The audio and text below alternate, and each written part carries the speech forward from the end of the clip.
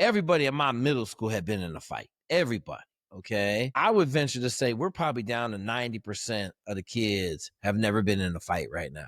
Like in the middle school like environment, 90% of them kids have never had a fight, right? And I know. I mean, shit, like before I get to the fighting part, I want to make sure I'm fighting for a reason because there's some I'm going to get a black eye. I'm going to get my lip split. I might have to go to the hospital, get some stitches. I'm going to make sure I'm fighting for a good reason, right? And No, let me tell you a little funny story. Okay. So this is when I'm going to tell anybody you are never bigger than the system. So I was recruited and played college football. I got recruited on a whim off of somebody else's film. So University of North Carolina came down there and checked me out, checked one of my boys out. And they said, who's that guy? And the coach said, hey, there he is right there in the hallway. So we chatted. They brought me on a visit to UNC. I just did my SAT, so they just fell a little short because at that time you had to go ahead and have your GPA and SAT had to be a certain level. The deal was they said, hey, you go to JUCO for a year, we'll bring you back on. And so I went to JUCO, went to California, came back. So bottom line, I ended up not going to USC. I ended up going to Ohio State. Bridge that I possibly could over there because I'm from Columbus, Ohio. So I knew the landscape and I did everything stupid like a young kid did. So I ended up getting kicked out. Okay, was at home. My dad said, ain't no grown man living in my house. You got 90 days to get the hell out. And so in those 90 days, I joined the Army. And then 24 years later, I'm back in coaching. Yep. Homeboy LD, former military banger / high school football coach in San Antonio now. And I got him on here because we were having a quick conversation about just the difference in the young people today and the young people in the 80s and the 90s. I'm not even going to say the 90s. I'm going to say the 70s and 80s. Did you get that call? Say, hey, we want you back? Oh, I did. I didn't go. It happened 9/11, 9/12. I did. I didn't go.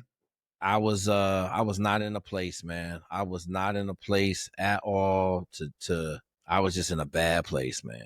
I was out. Were you out 9/11 during it that time? Yeah. I got out in May of that year. Okay. I just felt like I had got burned too bad. You know what I'm saying? Like I got burned. So LD, man, I know I've known you for a long time. You helped me out when I was in college coaching.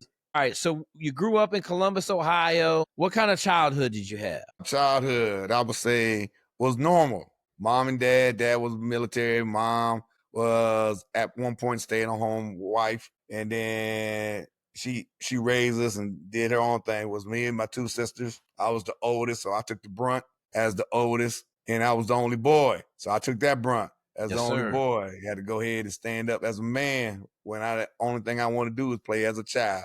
So in those years, and dad kept me in check. He fed me manhood and working hard, being proud of what you do work-wise. Mom fed me the same thing. It was no different. It was just coming from a different lens and a different voice. That's it. And so you ended up going into the military. Did you go right after high school? No. And you got your degree some point. Did you just get it while you were in? Yeah, I got knocked out my bachelor's degree while I was in the military. I did associates, got my master's degree. So scholarship was always number one. And even during that time, that's why I ended up joining. As you know, we are frat brothers. So I ended up becoming a member of Omega Psi Phi fraternity at that time after I finished my degree. So keeping knowledge going is a continuous thing. Never stop. All right. So what'd you do in the Army? In the Army, I first started off as a 11 Hotel, which is a tow gunner. Used to be on this thing called a Gamma Goat that looks like a half-ridden Caterpillar, the most dangerous vehicle they had, and we used to shoot tanks. That's where our tow gun was. It was a string. It was video games with a live round. Yep. Then at one point when they found out I could type a little bit, they said, hey, you can type. You come inside. So I start going inside and I start being this like clerk. And so from there, I end up changing my MOS to AG, but I missed infantry stuff. So I kept on staying inside the infantry. So I did everything possible to be any type of, informal operator. So eventually ended up becoming a warrant officer and a subject matter expert in my AG field, but I started working with special ops my last 10 years. And so I stayed with the group of those cats for a minute. So I kind of knew the ins and outs. It was like almost being, like I said, I never was tabbed, but I was close enough to the fight, because when you're in the war, guess what? The enemy don't give a damn about what you are at that point. Yeah. So I had met some great friends, still got them. They still got them, still keep in touch with a lot of the team guys. I was with this Special Forces group. After those 24 years, everybody asked me one thing: what are you going to do when you get out? I already knew. I said, I'm going to coach. My biggest thing was I wanted to go to Division I ball. That's what I wanted to do. I didn't care about anything else. I said, hey, I want to do that. So as soon as I retired, the wife at the time was over here in San Antonio, so I got out. I came to San Antonio. She linked me up with some people over at Judson High School. I got with that head coach, Coach Rutledge. He told me, you got to get your teacher certification. Got my teacher certification. Then I got on with this Catholic school here. Then once I got my feet wet in the environment, then I start seeing everything else. I'll start meeting people because, as you know, bro, this is a relational shit. You can be good, but if you don't know nobody, they ain't gonna hire you. They don't care about you. So I've been blessed enough that I always had somebody give me a chance. But UTSA came rolling around, and I remember going to the office of Coach Coker, who happened to be at Ohio State at the time I was there. Okay. So I said, hey, Coach, you may not remember me. I'm a little older and a little fatter. He was looking at me with his little crazy eyes. He's like, yeah, I do kind of remember you. I said, hey, at one point, I know they brought you in this program. I want to be one of your coaches. So fast forward a little bit more. He allowed me to come in, and I was going through grad school. I was getting another master's at the time. And to stay in the NCAA good graces, my dumb behind, when they brought me on, I dropped the class. When I dropped that class, they said you can no longer be here because compliance, you had to have 9 credits. So in 72 hours, I always say I was hired and fired as a Division I coach. Oh my God. You know, that's how I got on at Maryland, LD. I was in welding class. I got enrolled in the Master of Arts, and I was in welding class, and I knew I had to stay in it because I had to be enrolled in school to be a graduate assistant. So right. Crazy. Okay. Yeah. And for the last 25 years, you've been coaching high school football for the most part, correct? Right. And I think that time that I met you, I was at Trinity University at that time. Okay. You were on the UIW. So those were about 3 years I was with them. But outside of that, I was being here in San Antonio High School. Okay, so I'm gonna go out on a limb. We're gonna rope you in from 1970 all the way through current days. You've pretty much had your hands on the pulse of young Americans, be it in high school, be it growing up, being in the military. You done seen every swath of toughness and non-toughness that could possibly be seen. And we talked about it. Like, there is a marked difference between a young person currently, 2025 June, and even 15 years ago, because they don't go outside at all anymore. Right. And I'm gonna kind of preface it with, there's a great article out there. I'll try to find it and put it in the description, but there's a great article out there. There's a high school teacher that wrote this nice article about the fact that our high school seniors are operating at the level of a 7th grader 15 years ago, you know? So, and I will agree with that. all right, let's get into I know we're going to talk about toughness. The overarching conversation is going to be about toughness, but I want to just I broke out 4 kind of areas to talk about. Let's talk about, we can start with just general toughness. I know I got my thoughts, but I'm talking to you, so I'm going to let you just go. Let's just go. I don't think there was much difference between the 80s, 70s, 80s, and I didn't see a difference start really happening until we got into that thousands, when them phones and them computer games really started to take off. What's your kind of take on that? Like, I know every generation claims to be the toughest, but I think you can find tough people in every generation. I think now it's starting to get hard. Okay. I will state that in those 3 decades, I think we had tough people. And if you will, I will lay it out like it was a 80-20, where 80% of the population in those decades, they were tough. And I'm going to say you had, of those 20, you had your 1%ers that were, you're like, damn, those guys were elite. Then you had your bottom feeders. Damn, they would never be good. They're just raggedy. So you had that good body of work going. And then as time progressed with, I would say, technology, with other mitigating circumstances, when they start pulling things away from kids. I grew up with boys club, IMCAs, all these things, and it was all outdoors, and we were out there doing things. I mean, from your urban kids, I'm a product of being in the urban part and country. I'd stay with my country grandparents down in Mississippi, doing everything that you can possibly do with your hands. So now, as that started progressing, they start taking these things away from kids, and kids didn't have anywhere to go, no outlets to be tough, to go ahead and get that great outdoors. Because I'm an educator, let's talk of PE. PE at one point, you were learning everything. You learned how to shoot, learn how to go ahead and do bowls. You know how to climb ropes. You knew how to go ahead and learn how to tumble, besides just basketball and dodgeball. Yep. They stopped doing that. So now PE became a waste area for kids that were non-sports, and they start putting more emphasis in sports. So, okay, now that toughness, and that was a gradual movement from, I would say, from the 90s to that 2000. Then you got this mix. 90 kids you still have some good, tough kids going on. Now that 80, 20%, I think the variable went down now, probably about like 70 to 30. We got the 2000, it started going down to almost 55 to 45. And Yep. we start seeing this shift. All right. And I can't really put my finger on it.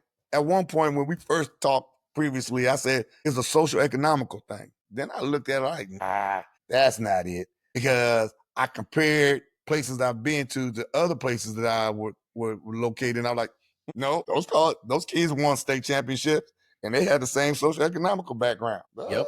So that couldn't have been it. So now, what is it? Let's go ahead, if we talking generational. I don't want my kid, I just want my kid to participate. I don't want my kid to not work hard. So my conversations with parents now are, why is my kid not playing? Well, from my mentors to me, there's 4 ways you start. One is knowledge of the game. If you don't even know your knowledge of the game, I can't even put you out there. 2, you have to be a great teammate. That means you socially have to be inept to go ahead and be around your group of guys and group of girls to go ahead and have this goal.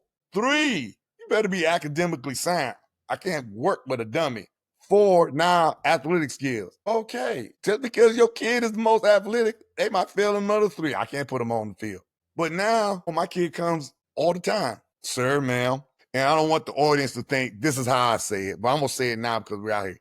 Your kid sucks. Okay, Yep. Great kid, but on a Friday night on a varsity game, I can't put your kid in. Great teammate. They've been in the program for 4 years. I love little Johnny to death. But little Johnny get out there, he's going to be a detrimental to the game and his team. Can't do it. Won't do it. It's not going to happen. So I will put the toughness is the lack of our parenting skills of making our kids tough. Because Yep. they don't want the careful when you climb up the tree. Hold on, come here. Let me put all this rubber around you. Now you climb up the tree. So when you fall, you won't hurt. It just bounce and we just laugh. Yep. Yep. So, okay. So the toughness is, I think all these kids got the capability of being tough. We pull it out of them as coaches. Oh, I'm going to tell you this now. I'm going to say this. There is no difference in a 6-year-old in 2025 and a 6-year-old in 1980. There's no difference in a 6-year-old. The difference comes between 6 and 18. Okay? Like And that that's kid 6 and learns how to 18. work. That kid grow up on a farm. He grow up doing chores. He grow like we cutting trees down right now. Like I'm purposely cutting trees down and letting the kids do all the manual labor, right? And I got about 16 oak trees in my front yard I got to cut down. Like it's gonna be real work. And I'm not gonna work them to death, but like shit. Last week I worked a 11-year-old until he said he was gonna pass out. I said, okay, go see your mom. She said, Jake, man, he a little hot. He needed to give him a shower, put him inside. Other 2 dudes wasn't wavering. We kept on working. So I have been trying to do a better job, and I don't ever consider myself on par with my dad because that dude, like, he had me doing everything, right? And so it's one of those deals where if I work them steady week after week, in about 6 weeks, I got no more complaining. There was no complaining. We cut down a bunch of trees yesterday, 2 days ago. No complaining. Not one kid said a single thing. They just worked and got the work done relatively fast. You know, I tell everybody I got 3 kids. I got a 1.5 man people at work, right? Like I got a 13-year-old, 11-year-old, and a 9-year-old. But it's all about work, man. Now I know if I don't work them for a month straight and I go out there to work, they're gonna be whining and crying. I'm gonna have to whoop them back into shape. But okay, so you talk about toughness. Let's talk about let's change it up and go into conflict resolution. Because I think this is one of the other things. We got 4 kind of main topics we're gonna hit in this thing. But one of the things that I'm seeing, and I do a ton of coaching still, I got a ton of mentorship. Their ability to handle conflict is zero. They if there's a conflict, man, they wilter, they fall away. I had a little conflict at the Army Navy game, and I just called the dude. I just told him what he was, and his buddy started crying. And I was like, "What you crying about, bro?" Well, you attacked his name, man. You attacked his name. I said, "Bruh, man." And I took him away. I said, "What's wrong with you, man?" "I just don't think it was right." And I'm sitting there thinking to myself, like, dude, how you gonna go in a world like this as a 21-year-old man, and you can't handle somebody yelling at one of your boys? Like, 2, 1, why didn't you just knock me out? Okay, like if it was that bad, why didn't you just go to work? Okay, but to just start crying, I just hey, you have a conflict with somebody, 99% of the time they wilting in today's current day and age. I will agree. I ask this question to my players, and I get pushback from this from some of my female coaches and even some of my siblings who are female. And I don't know why they trip on this, because I ask these kids, I say, "Have you ever been in a fight?" First thing that come out their mouth, those who have conflict with me about that, they'll say, "Why are you promoting fighting?" No, I'm not promoting fighting. I'm promoting to see how they resolve something. Some kids are quick to go ahead and throw those hands. Some kids are quick to do what you just described. They'll cry and fold. And then to your point on conflict resolution, okay, let's talk about it. How I gotta go ahead and get this thing done so I don't have to go to blows. I don't have to go to blows. Now, to answer the question, what I see is because they have a lack, and I'm strictly talking the 2000 babies on, a lack of social skills to talk. My father always told me, and I conveyed this to my son, if I have a problem with a person, man or woman, I'm going to talk to that person. And that doesn't mean my talk has to end in a physical altercation, but I can go ahead and stand my ground and talk to you and give you my point of view. I can listen to you and you give me my point of view, and we can even walk away agreeing to disagree. Yep. And that's okay. In the area of, because I am a strength coach, conflict resolution always happens when the racks have to go ahead and get arranged a certain way. I sit here and watch my kids get ready. I say, "Hey, we're gonna set the racks up for power cleans, power strugs, and snatches. Go ahead and set them up." And they got 3 dudes sitting there and nobody's talking. I said, "Why aren't you not even talking? Let's go ahead and just figure this out." So now you have a situation. I go into the locker room and I sit there, I'm watching these kids pushing each other. I said, "Why y'all pushing each other?" "Well, he texted that he had some words to say about me." I said, "He texted? He put it on digital. He put it on something digital? Like, really? He right there." I said, "He's right there. Did you ask him what he said?" "No." "Come here. You come here." "Okay, what's the problem?" "Oh, coach, the other guy said he took my shoes." "Did you ask him, did he take your shoes? Do you see his shoes on you?" "No, sir." I said, "Okay, did you take his shoes? Why don't y'all just talk right here? Y'all right here. Y'all literally 2 lockers away from each other.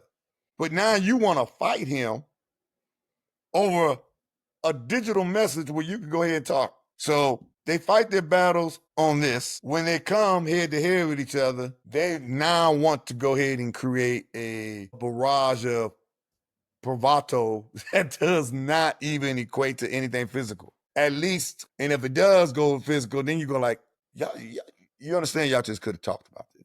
So we sit down, and in the programs I've been a part of to the current one, we have them to be able to talk to each other. Yeah. And they have to learn, especially boys. If you don't teach them how to talk, they're not going to do it. I don't know what's going on in their households, but you have to be able to talk to another man without even having a physical altercation behind it. But it has to be something to resolve, because you can't live life like that. Every time you turn around, somebody, "What you say?" That's why we got road rage. Everyone's strong in the bubble of their car. And so now we have our kids they have this cyber virtual world, and they are the toughest people in this virtual world. And then when they have to face each other, it's going to end up becoming an act of violence instead of an act of conflict. I mean, excuse me, not conflict, but the resolution aspect. Yeah. Because they done took whatever these words were in this virtual world to heart with not even asking that person the question. And a lot of times it's not even first party. It done went around the globe with the translation of these getting changed. The translation of words have been changed so many times they don't even know. And you know, LD, the other big aspect of exactly what you're saying is they don't know what a fight is, so they don't know the repercussions of a fight. Everybody in my middle school had been in a fight. Everybody. Okay. I would venture to say we're probably down to 90% of the kids have never been in a fight right now. Like in the middle school like environment, 90% of them kids have never had a fight, right? And I know. I mean, shit, like before I get to the fighting part, I want to make sure I'm fighting for a reason because there's I'm going to get a black eye. I'm going to get my lip split. I might have to go to the hospital, get some stitches. I'm going to make sure I'm fighting for a good reason, right? And I think that aspect of like just being a man has been lost. I got a kid that got kicked out of school for pushing somebody. I said, what? And then I heard what was said. I just told the principal, I said, listen, man. I said, you lucky my kid ain't beat his ass. Right. He's like, oh, what are you teaching your son? I said, I'm teaching my son to be a man. Okay. You're lucky you got away with a push here. I said, you know what? I say, I don't care. Like, you're not going to talk to my son that way. My son's not going to be talked to that way. And so I think sometimes, our current set of cultural guidelines are askew. But I know this, I'm not raising my kids in your cultural guidelines. I'm raising my kids based on life success and what they need to be successful as men in this world. I got 3 boys, So, yeah, man, it's, man. It's, that conflict, man, you say something to a kid and they just crumble, man. You're like, dude, like, I'm just, like we're trying to get a little bit better. All right, let's go into coaching. So you coach for a living. You kind of talked about setting the racks up. How do you talk about that?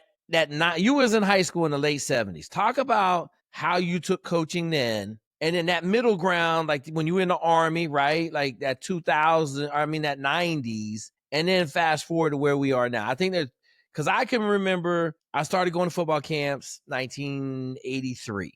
Okay. You did what you were told. Then in college, pretty much still did what I was told. 95 somewhat. Okay. But by the time you got I got to college in 05, it wasn't as bad as it is now when I left. But goddamn, man, you would tell somebody to do something. Now you got, like if you try to give them some hard coaching, you might crumble. You always got to worry about their soul being taken from them. When you told them, look, man, I need a 6-inch step, not a 1-foot step, So just kind of talk about, like how you've seen that coaching kind of evolve. Well, I will say that the coaching has transformed itself due to the parents that we have now. Yeah. When I was in junior high school and playing football, and in high school playing football, my mom and dad were hands off, drop you off at practice, or they'll come to the game, cheer you on, but it was never them talking to the coach about playing time or whatever my baby doing and this and that. There was never that. Yep. So, and the coaches took the role of being great teachers. Okay, so but that's another conversation. But being great teachers and ensuring that what's on the field and those kids are coached up to be ready to go. Becoming a coach, I took a lot of those same sentiments. And well, let me tell you what that sentiment was. My position coach in high school, and my head coach, Coach Stewart, he stated, I'm coaching y'all boys up as if you're my sons. So I never heard my coaches cuss at us. They yelled at us. They had that outside voice. They told you, they got into your face when you needed it. But at the same time, when they shook you up, they loved you up. And it was that's the way I took on to my coaching. I got in them. I have a son. I'm gonna make sure I'm gonna coach you up like you my son. So as I got into it more and more, and I saw that because like I stated earlier, when I was in the Army, I was coaching a lot of youth. So dealing with parents for a youth level is totally different in high school. Because moms and dads matter, literally. So why little Johnny ain't playing? And the rules of most of that Pop Warner kind of football was that everybody plays. Yep. But fourth quarter, the best players are going to be on the field because everybody's trying to get the what? The dub. I don't know what fun is if you're not winning. Yep. And that was my head coach in high school. It's only fun when we win. You learn from losses. You rebuild, restructure, retweak, whatever you got to do. That's what the loss did for you.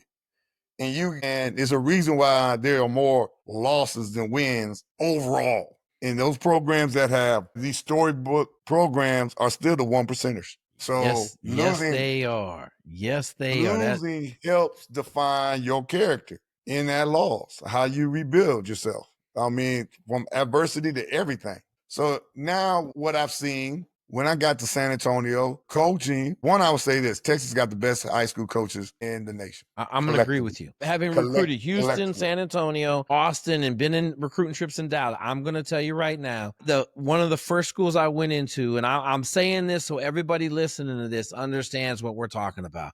We're not just throwing out some random tidbit of information. Texas has the best high school coaches. I went to North Shore High School, 24 coaches on staff. Okay. I'm looking at a defensive end that's undersized, skinny, animal. I'm like, man, this dude got incredible technique. LSU defensive line coach, Texas A&M defensive tackles coach, and a former NFL dude that was just in there working because his son was a freshman. 3 major league defensive line guys coaching high school football in Texas. And that's not the anomaly. That's pretty much every school you go to. There's going to be a bunch of dudes that played a lot of college ball, may even have a couple NFL dudes around. Like when I was at Westfield High School, that's a big NFL producer. They had a couple dudes in there from the league every now and then. You'd be like, golly. So understand this, when he says like the best coach, we ain't making that up. I mean, you ain't going to find another state like top to bottom. Texas got the best high school coach. Yes. And that's just me I coached at Washington State, North Carolina, California, Kentucky, and Tennessee, and even in Hawaii. Everybody got their great players, but I'm talking about collectively in those states. Yep. The association, hands down, is the best. With that said, coaching is affected by parents. High school. So I'm in high school and I'm getting more parents coming in. I'm like, what are we talking about, ma'am? What you mean talking about playing time?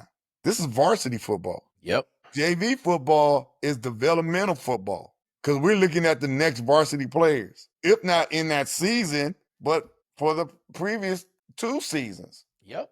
Freshman football is still development for football. Depending on how big your school is, you may have a freshman A team, B team, and I've seen some of them big schools, like you said, North Shore, got a C team. Katy High School, 400 kids got AB at every grade. AB freshman, AB sophomore, and then senior year or junior year, they got AB junior. It's kind of funny. And obviously, they don't have only varsity for seniors. Mm-hmm. But like, there's no. Hang on, I correct that. They have A, B, and C freshmen. They have A and B sophomores, and then if you're not on that junior year, you getting cut if you don't make the varsity. Right. So they got 7 active football teams and 400 kids. Yeah. And so now we're sitting here watching these kids develop and coaching. And I was saying, in the theme of what we're talking about, of this conflict in football, we have parents that get in the way of their kids. A lot of times we have kids who are, why are you in high school? You're only doing one sport. And I would even say one sport, that's a San Antonio thing. Because Houston, Austin, Dallas, football drives everybody's high school in the state of Texas. All the great schools, any school that's worth there, have any amount of sense from their coordinator, athletic department all the way down, knows that I need to put all my kids in every sport that I possibly can. Now, they will start breaking off probably their senior year, but the ones that stay, great things happen with those athletic programs. In San Antonio, it's a lot of singular things. I hear coaches cry about the club sports, AAU this, 7-on-7 this. And I'm like, you know what? You can cry about it, or you can go ahead and be a factor of it. And what I mean by that, you can make 7-on-7 a positive. And I used to hate 7-on-7. I used to hate 7-on-7. I was an option offensive dude. So what the 7-on-7 got to do with us? Yeah. But what it does do, one, you can bring all your young kids in there, let them play, get them involved to build your team. Two, you can go ahead and just say, hey, run your stuff and run it well. And there's ways of making this thing happen. But going back to our theme, parents have gotten in the way to the point that, in my experience, and this is a recent experience, you got parents coming on the field during practice time. And I'm like, well, I'm not the head guy. So I'm like, why are you allowing this guy to come on the field? If you come to my position group, I'm like, you gonna have to move out and get over there, sir. And you know, the parents, it's almost like these people now think they have the right to come and tell you your job. So LD, let me I gotta dig into that a little bit, brother. You mean to tell me what was the parent trying to do when they got onto the field and they were in your general vicinity? What were they trying to do? One, listen to what was being said to the athletes. Okay. And felt a need to interject their opinion. Because they felt that the coach, they know what they were saying. And I'm going, it was like, so I come to your work to tell you, Mr. Doctor, that you better not go ahead and get that scalpel and make that decision the right way. I saw it on YouTube. You know what's interesting, LD? I've been coaching YMCA for the last 3 years now, right? I got fed up with the level of coaching, so I said I'd do it.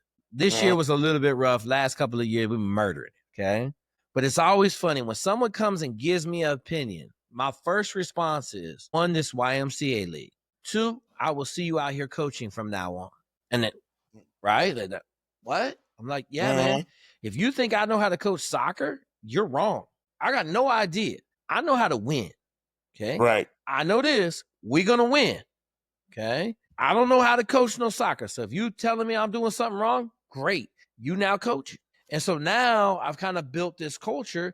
Baseball's the same way, right? 7, 8, 9-year-old baseball, machine pitch. Every one of my parents coaches, right? Every one of us can stand there and see that the kid ain't got his elbow up in the box, right? Like this ain't no rocket scientist, right? You want your kid to progress, you got to get him in the batting cages outside of practice. We hitting all the practice, right? Catching the ball. If you're not playing catch with your son, I got all the dads out there playing catch with their son. The whole practice, right? Like we got batting machine running and parents playing catch. But like that way, when they say, like, I don't really have parents saying nothing in baseball because it's still everybody's participating.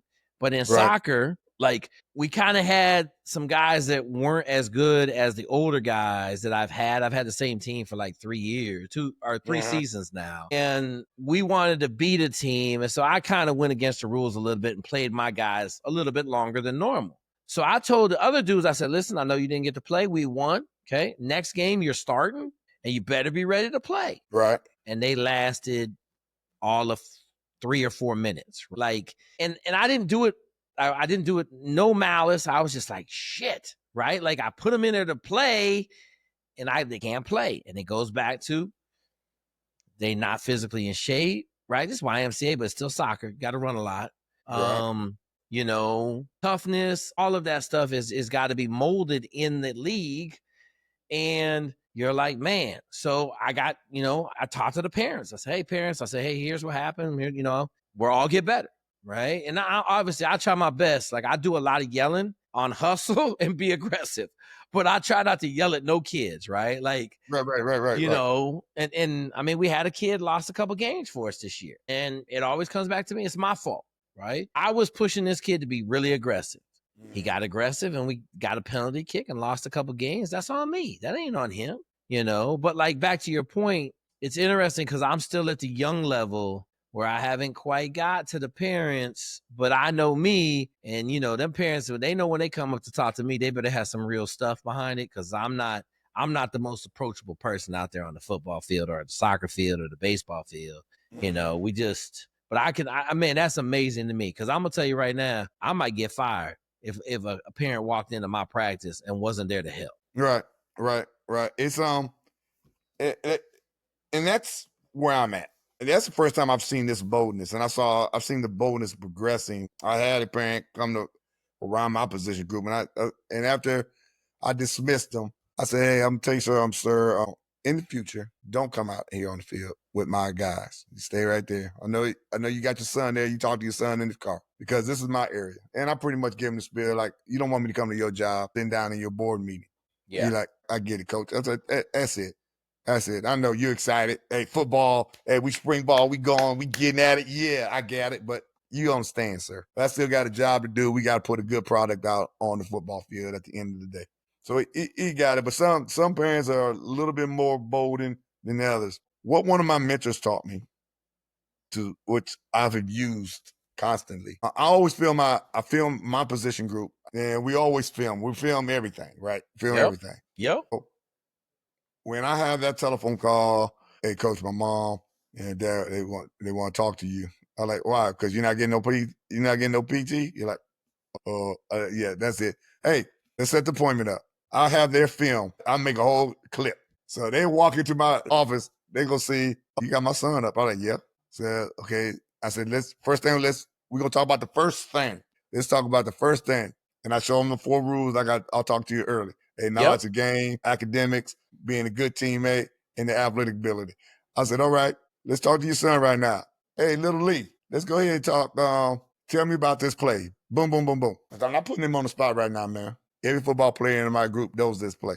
You know the play? It's solid. I said, "All right, okay, let's talk about his academics. Did you know, ma'am, sir, that right now he's failing?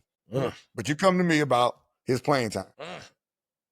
But this is his transcript. Did you not show your mom and dad this? Okay, it's all right. It's all right, sir. It's all right.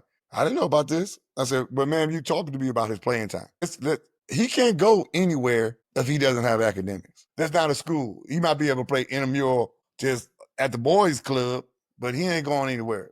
All right." So now that's 2 out of the 1. Let's talk about his athletic ability. Let's look at this last scrimmage game here. Look, okay. So, and this particular young man, I'm using an example. He got hurt the year prior, ACL. He came back strong and all that good stuff, but he was still mentally not right. Yeah.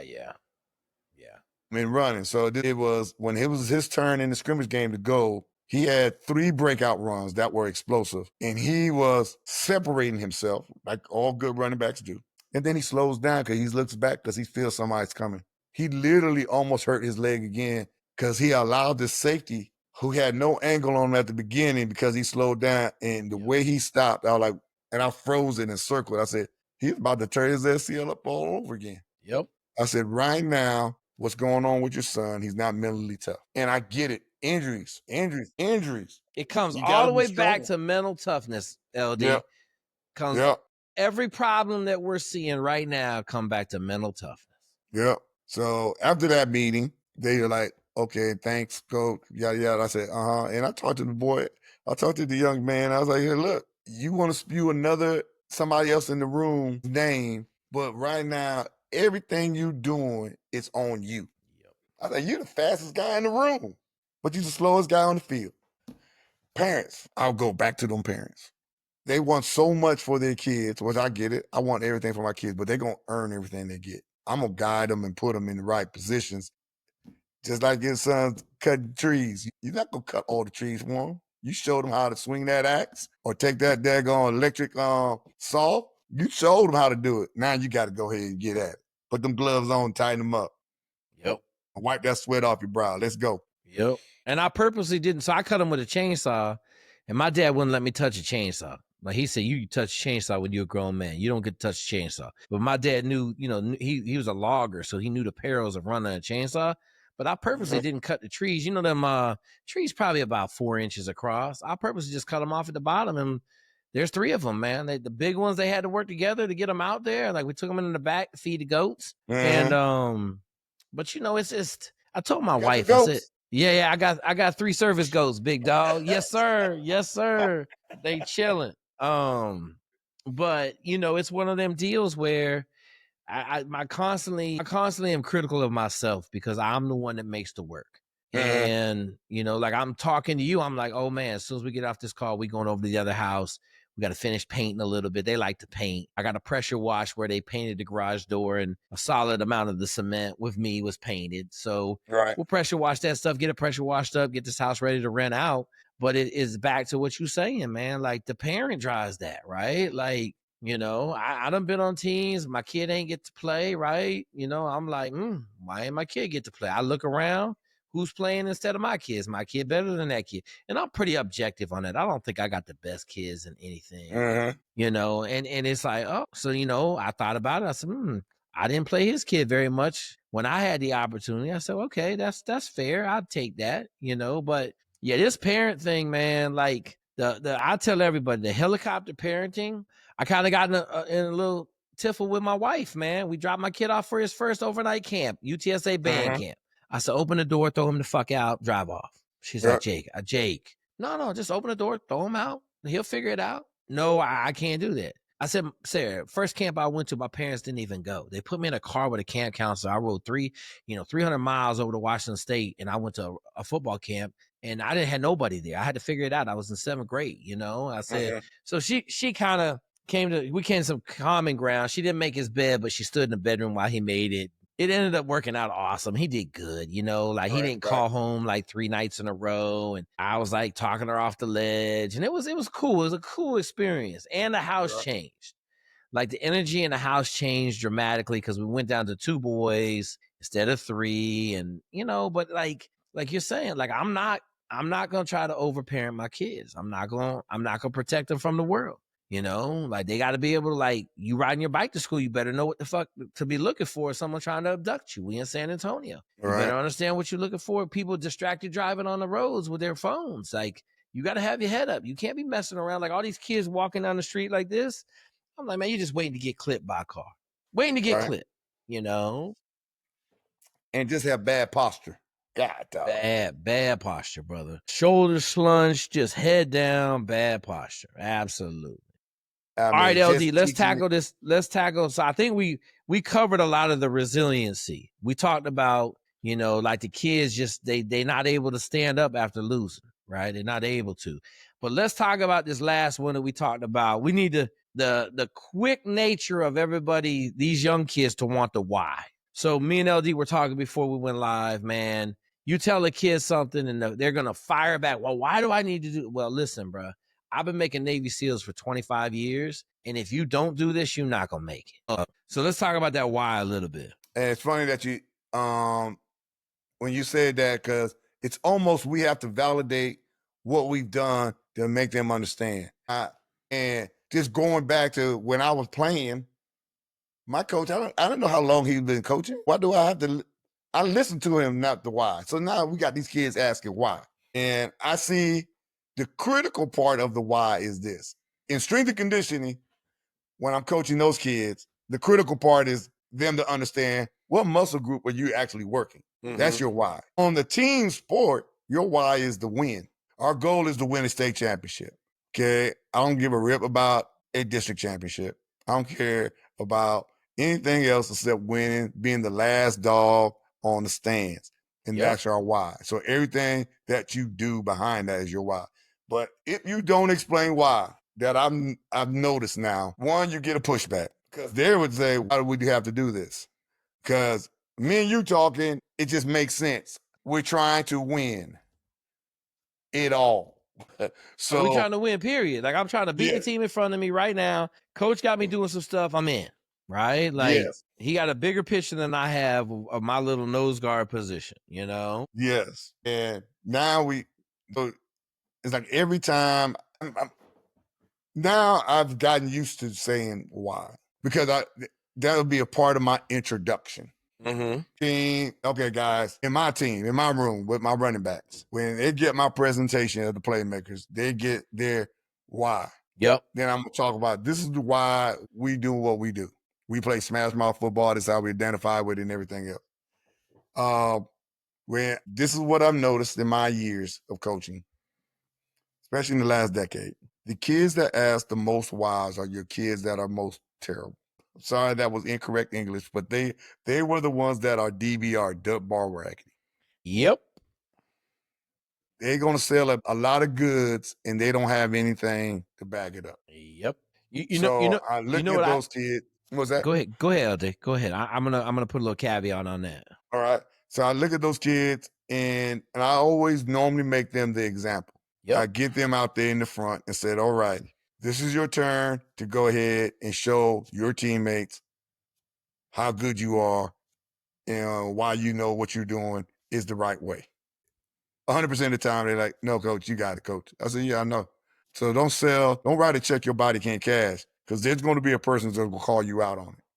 Yep. So your why has to be, you have to follow this why I'm telling you to do this because it's the best thing for us as a unit, as a team. And I'm coaching all these special forces dudes, right? Mm-hmm. And to your point, to a T, the kids that are asking the why questions are looking for an angle where they think they can win mentally on something that has to be won on physically. They're trying to find an angle to get around. Okay, I need you to run a 12-minute 2-mile. Okay, why is that? Well, when you get to training, they're going to require you to do this. And he's trying to think of a reason he can justify or an angle that his 13-minute 2-mile is going to be satisfactory to pass that thing. That's the thing that I've, in the last probably 10 years, that why question, it's always the angle from the guys that don't have what it takes to get there. That's what it is. Like that's who's asking those why questions. Because the dogs, they don't ask no damn questions. They're like, what you need me to do? Yep, right. Good, okay. I'm gonna tell the story real quick, LD. This is one. So I'm at the University of Illinois. I got this young man that comes in my office, referred to me from one of the other sports coaches, wants to be a Navy SEAL. I sit down with dude. He don't look the prototypical Navy SEAL dude, but he a Division I athlete. Okay. So, okay, cool. I said, hey man, here's the PDF. I said, you got any problems? Just hit me back. Check in with me every now and then. Okay. So I give him the PDF. He's in season at the time. He comes by maybe a month later. He said, hey man, I got a little deal going on. I'm going to shut my career down. I'm going to fully start training. Okay, cool. All right. Now I don't like guys with college degrees going to enlist, but he's like, I'm going to enlist. Okay. All right. Whatever. I'm not going to fight you on it. Mm-hmm. He goes away for 2 months. I don't hear from him. Okay. Obviously I'm coaching college ball. I'm there all the time. Right. Don't hear. He comes in my office. He says, hey man, I just want to check in with you. I'm expecting a mediocre to marginal check-in.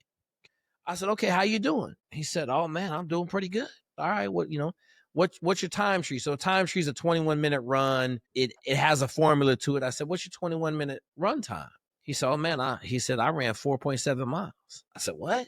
What do you mean you ran 4.7 miles? He said, yeah, my time tree right now is at 4.7 miles. I said, no, it can't be 4.7 miles. That's 35 minutes high. He said, no. Pulled out his watch, had it all Garmined out, right? Boom. I said, oh my God. Okay. I said, what's your swim time? He said, oh man, I just swam a 7-minute 500-yard swim. A great 500-yard swim is a 9-minute, right? I said, man, I'm sitting here looking at this kid. I said, okay. I said, what's your times on your 10-mile runs on Saturdays? He said, man, Jake, he said, I did 10-mile run the other day in 50 minutes. I said, oh my God. But he's a dog, right? Like he ain't asked no why. Just give me, I got to do this. Yep. Okay. I'll be back. Came back 2 months later, 3 months later and murdered it, and you can't explain that to these kids now that I got the program you need right here. But you actually have to follow the program. You got to put in the work. You got to get up. You got to run 3 times a day, 2 times a day. You got to swim. You got to do all this other stuff. And the dogs don't ever ask why. Right. They just give it to me. All right, I'll be fine. I'll kill it. And see, and that's why the dogs don't ask why, because they embrace the pain. Now we got a generation that don't like pain. That goes right back to my fight. You never been in a fight because you get punched. Because you get in a fight, you're going to get punched. Unless your name is Bruce Lee or somebody. Yeah. Hey, dog, listen, I'm going to tell you, pretty much every fight I've been in, I got licked. Licked. You're going to get something, but it's like you got to embrace the pain. So to be a champion, that hard work is why champions once they won, why they fall out. Once you finish that goal, why you fall out? Because that journey was pain. That was blood. That was sweat. That was tears. Now you hoisting up that trophy or whatever. And you're like, it paid off. And a lot of these kids don't get it. I shouldn't say a lot. there are coaches that get it, because that's why it's a continuum of champions coming from different places. Yep. Because that's the environment, that's the climate. They know it. And so here where I'm at, we're trying to go ahead and get that embracement. It's hard. I'm not gonna stop because I just love building and uplifting these kids. But sometimes, but it takes everybody to do it. It takes everybody to do it. You know, and you know it as a coach. When you're coaching a one-on-one or a few kids, you can cultivate that climate. But once you have a staff and you got over 100 kids, that staff got to be on point. That staff, Butter like popcorn. Yeah, it got to be running like the sewing machine. Yeah, absolutely, yeah. absolutely. Well, shoot, LD, we done killed that, brother. What is it? Like, I know we want to talk about, we had that sidebar maybe a couple weeks ago talking about that toughness and all that. Like, if you're a young kid out there in America right now, you listen to this video, you should have a great idea what you need to do. So like, why don't you just give them like 5 things they can do to make them better. You know, you're a high school kid, you know, like that's what you coach. And I would say any kid at this point, I got my go outside and play, man. Like I have, this is the one thing that hurts me in Texas. They got all the football fields closed, right? And they got all the playgrounds and schools locked up. So you don't never see no kids playing those sports on the playgrounds, right? Like you don't never see no football games going on. You don't never see no baseball games going on. And I mean, shit, we was at Pioneer Middle School from the time first grade, we up there playing football. You know, we really like to play at the high school field. Like that was like the cat's meow because we, go to the high school game. I had a couple older brothers in my friend group and their brothers were playing high school ball. We go to the man, shoot. But I think that's a huge part that's missed. So give them your kind of like, what can you do to get better at toughness if you 14 years old right now? You 14 years old right now. Get you and your boys on. Get outside. Y'all make up games. Run together. Go, hey, we made up more games in a little bit. Run up hills. Find something to run with. Throw balls with each other. If you're looking for a good atmosphere, since kids are getting shopped around right now, find coaches that are going to be tough with you. They're going to be straight up with you. Don't get the easy folks. Don't get the ones. Don't find a cheerleading coach. Find a coach that's going to coach you up. And you can see from the body of their work if it was an older brother or older friend. And be passionate about what you do. Don't take no shortcuts. Because it's not about what you did in front of your coaches. It's about what you're doing behind the scenes. I challenge my son all the time. Did you do push-ups? Did you do anything? What did you do today when no one was looking to get yourself better? I mean, you can do so many things by yourself with your body weight to make you stronger. Isolation, everything. Yep. So that's what I would just tell them. I would just tell them, hey, but the key thing is do it because you want to, have great passion about it, and be outside when you're doing it, if you can, most of the time, because you need that great fresh air. Absolutely. LD, I appreciate all the knowledge and wisdom out of San Antonio, Texas, man. I owe you a trip to the dinner spot. We'll have to catch up. Yes, sir. Thank you for coming on here. Thank you for enlightening everybody today, man. And shit, I know you got the season right around the corner, and that no sleep is around the corner. Oh, yeah. And I just want to thank you for allowing me to get on your platform. And it was great chopping it up with you. Absolutely, LD. Thank you, brother. All right, All right, LD, hang on. Okay, I'm not